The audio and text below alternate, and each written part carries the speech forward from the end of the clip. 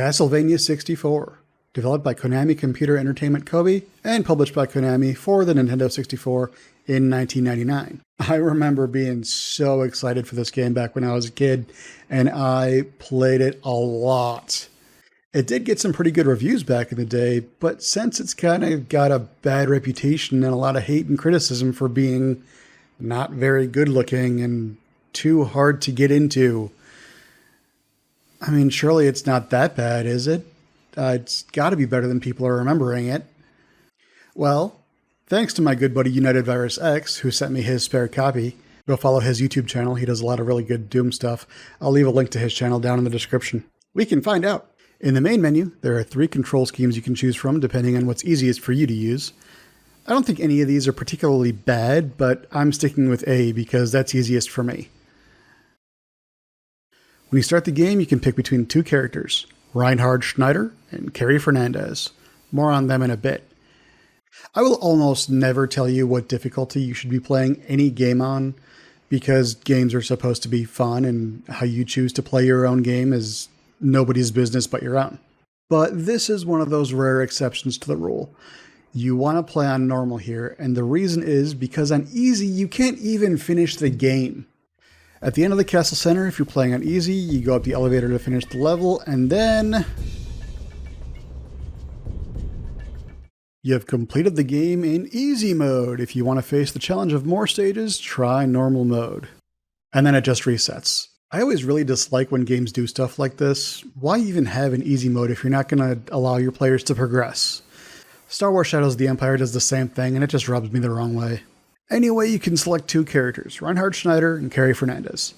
There are some differences between each character that I'll get into, including some different levels depending on who you pick. Reinhard has the classic Vampire Killer Whip as his primary attack and a dagger as a secondary attack.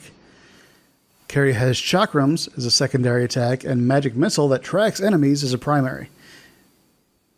It's pretty cool, but it does have some drawbacks. Reinhard seems to be a bit tougher, being able to take more hits before going down, while Carrie is faster and can jump higher and farther. No matter who you pick, you start here in the Forest of Silence, where you'll have your first encounter with some skeletons within just a few seconds.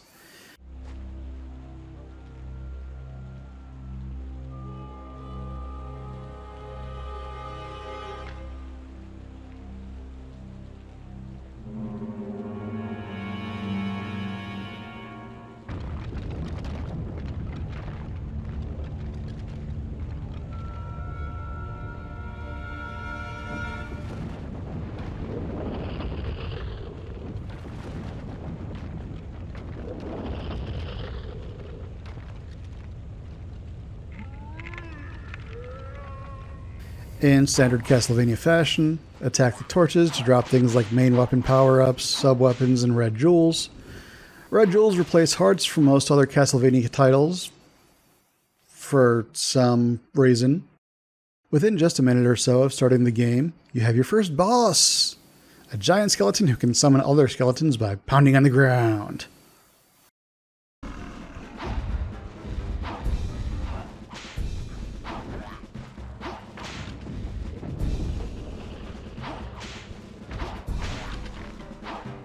He's not too hard to take down. Beat him up enough and he runs away. Hey! Come back here and finish fight! And before long, you'll have your first platforming section. The platforming certainly can be janky, and in some specific cases, absolutely the worst thing I have ever seen. But for the most part, it works well enough. This jump took me a few tries to get right. But sections like this, which I've heard people say they have problems with, I didn't have any problems at all. I feel like this is a good time to talk about the camera. There are 3 camera modes, and I'm not 100% sure what the exact differences are. I just know normal mode sucks. Don't use it if you can avoid it. From what I could tell, action mode should be used most of the time, and battle mode should be used when you're fighting an enemy with a health bar, but the camera hasn't switched to boss mode. It's also worth noting that the camera will seemingly switch back to normal mode whenever it feels like it, so that's awesome. Anyway, after more platforming sections and switch hunting, being sure to pick up this special jewel that unlocks hard mode after you finish the game, and saving every white jewel you can come across because why not? And also running away from these skeletons that run at you and explode. That one enemy type in every game. This is the one. Luckily, after the forest, you don't have to deal with them too much. Anyway, after that, big skeleton dude is back along with skeletons and frickin' motorcycles for some reason.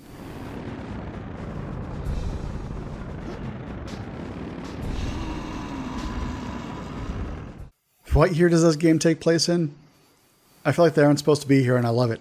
Absolutely best enemy, 10 out of 10, no notes. Take care of Big Skelly once and for all, and you can make your way into the outer wall of the castle.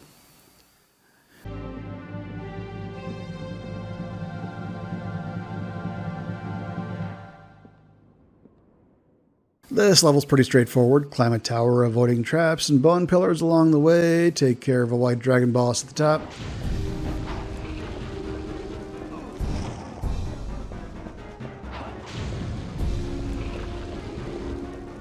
Pull a lever to open the first gate, go back down, grab this key, then go into the second tower to do it all over again.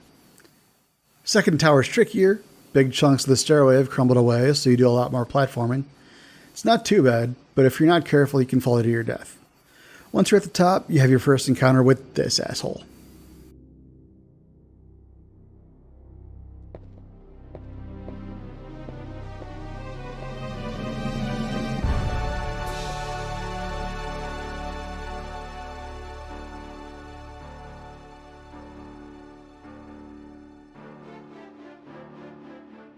Miserable world. Upstart weakling. All who oppose the Dark Lord must die.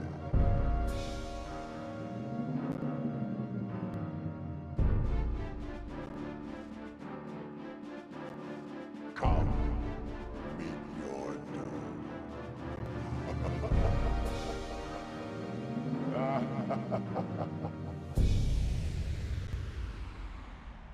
Back when I was in 8th grade, our class did a watered-down production of Dracula, and I used this cutscene as inspiration for my audition for the part of Dracula, and I got the part. Anyway, head back down and go through the second gate to get to the villa. I really like this level. It almost has some OG Resident Evil vibes to it. Almost. This is where you'll have your first fight with a vampire. This, in part, is where the day-night cycle comes into play. Most enemies, especially vampires for obvious reasons, are weaker during the day. They're not too terrible at night, but if you can catch them during the day, they're a cakewalk. In this level, you meet Charlie Vincent, who fancies himself a pretty big shot vampire hunter. He's kind of a dick. You also meet Rosa, a vampire who's still able to hold on to some of her humanity, and Renan, a demon who sells you stuff whenever you find one of these contracts on the ground. In the garden maze, you meet a kid named Malice, whose name is totally not foreshadowing at all, I promise. And you help him get out of the maze while running away from Zool and Vince Clortho, and Frankenstein with a chainsaw for some reason. Actually, it's Frankenstein's monster. Shut up. Let Malice out of the maze, grab a key, circle back around through the house and back into the maze, go downstairs, and you finally get to kill this vampire and his fresh victim.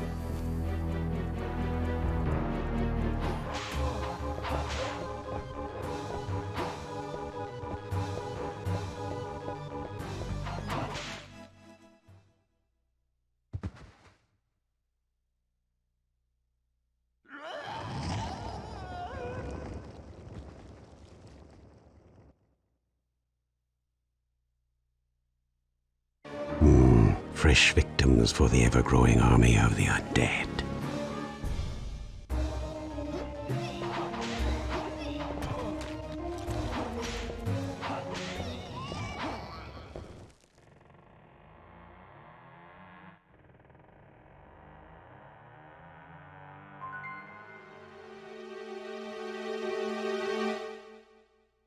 This is where your character selection starts to really matter.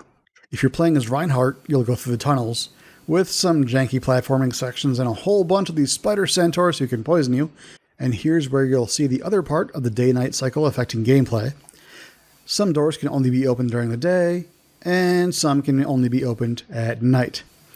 Use a sun card or a moon card if you have to, but if you use too many, you'll get the bad ending. I don't know how many you have to use. I've only got the bad ending once, and it was the very first time I played the game back in 1999. I've tried a bunch of times to get the bad ending since, and I just can't do it.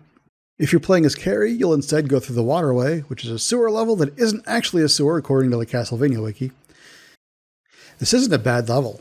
It's got some decent platforming sections, 3 switches you have to find to open up the exit, and a whole bunch of lizardmen to kill.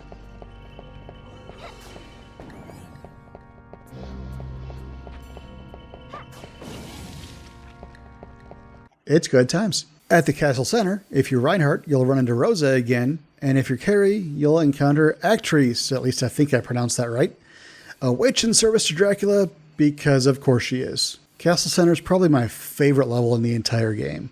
It's a big level, it has puzzles to solve and objectives to complete, and you'll find yourself backtracking into places you've already been a fair amount. It almost has that Metroidvania feel to it. Almost. It's not quite there, but it's the closest you're going to get in this entire game.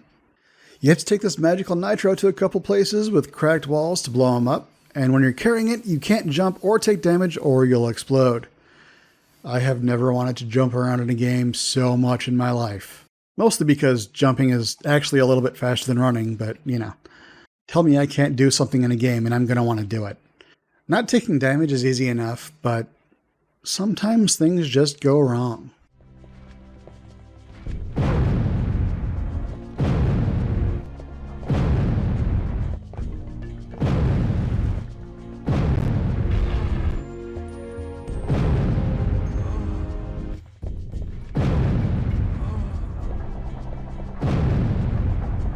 I swear only a few of those were intentional. That section where you have to squeeze through the gears sucks. It's easier as Carrie since she has a smaller frame. Once you solve the statue puzzle in the observatory and blow up the second wall, you've got to fight this bastard. And he can be a real pain in the ass. Just hope you have enough red jewel points and healing items with you.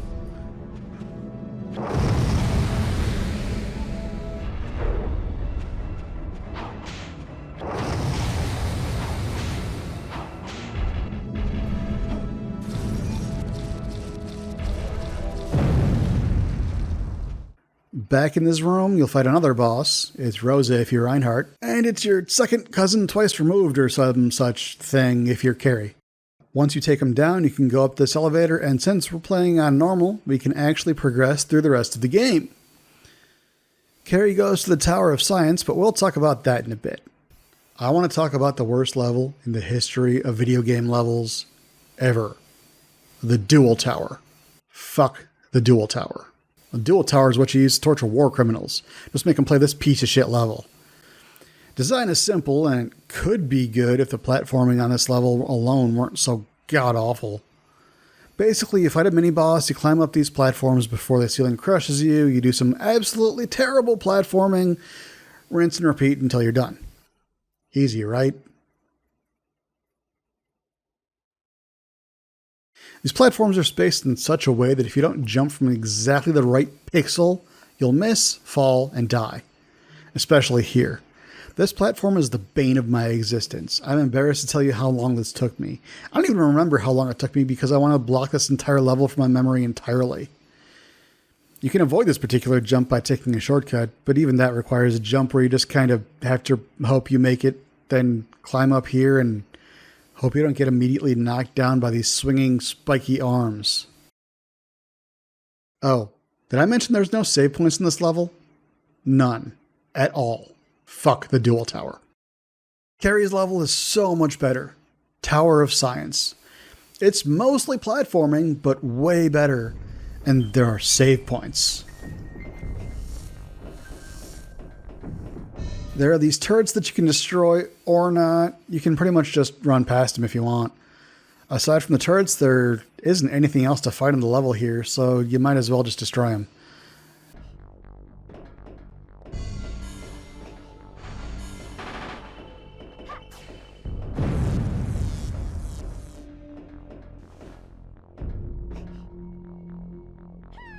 Not a great level overall, but I'll take it over the Duel Tower any day of the week. Next, Reinhardt has the Tower of Execution, which I actually like.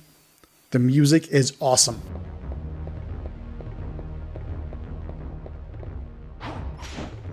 My only problem with this level is the frame rate just dies in certain spots, particularly around this central tower. There are these red skeletons, which you can knock down, but they get up again. You're never going to keep them down. You can grab this crystal, which unlocks an alternate costume for a second playthrough, which is Simon's costume.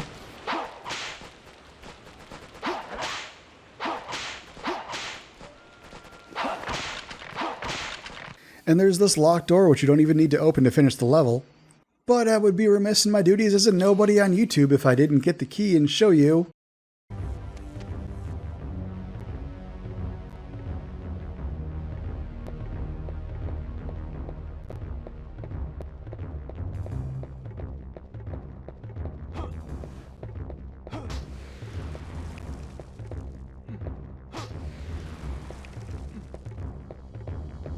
A roast beef and a cross.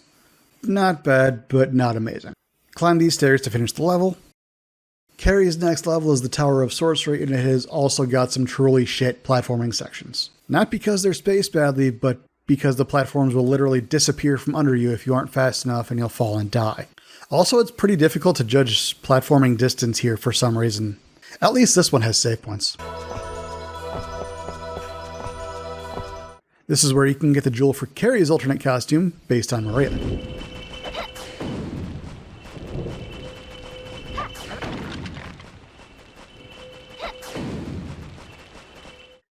After this, both characters go to the clock room, where Reinhardt fights Death, and Carrie fights Actrice. I have no idea how you really pronounce that, I'm just guessing. Neither boss is particularly difficult unless you're not prepared. Actrice is significantly more annoying.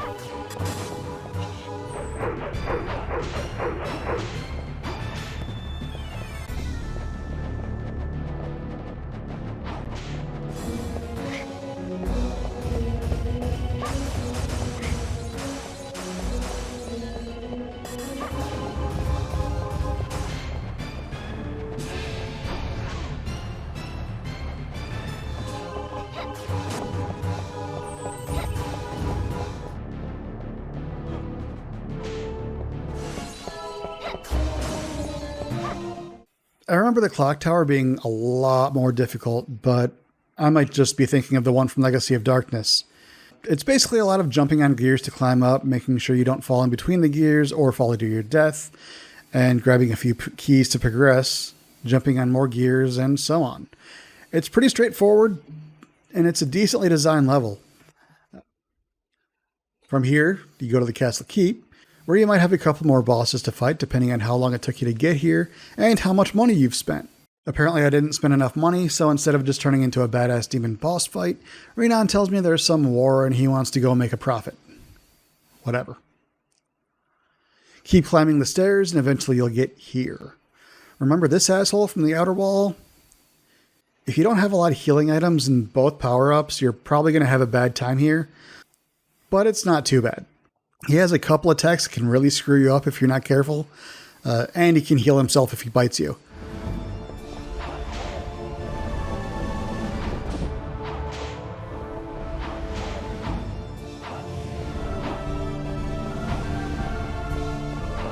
But after more than a few good shots to the head, he goes down, and the Castle Keep starts to crumble. Remember when I said jumping was just a bit faster than running? Yeah, you want to jump here as much as you possibly can. Take this elevator up, and now it's time for the real boss fight. Turns out Malice was Dracula this whole time, and that other guy was just his servant. Couldn't have guessed, what with his name being Malice and all. It's like naming your kid Sinestro. You just know that kid's gonna grow up to be a dick. I found this fight easier than the not Dracula fight, but also a little bit more annoying because it can be hard to pinpoint where he shows up.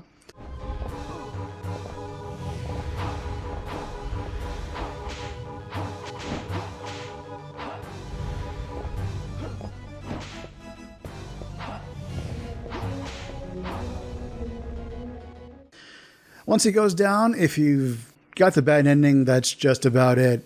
But since that didn't happen, Charlie Vincent shows up and throws some holy water on Malice, who turns into this big centipede dragon thing.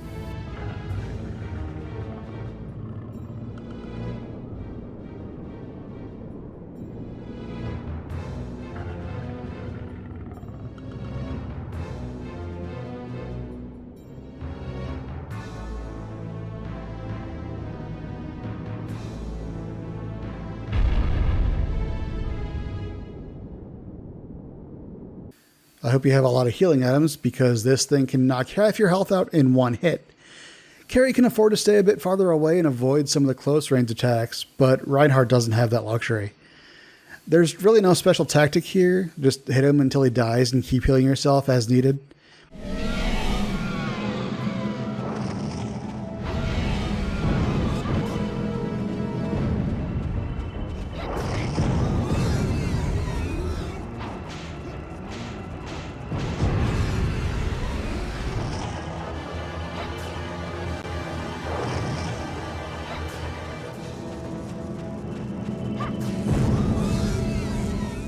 Overall, I actually really like this final boss fight. I think it's fantastic.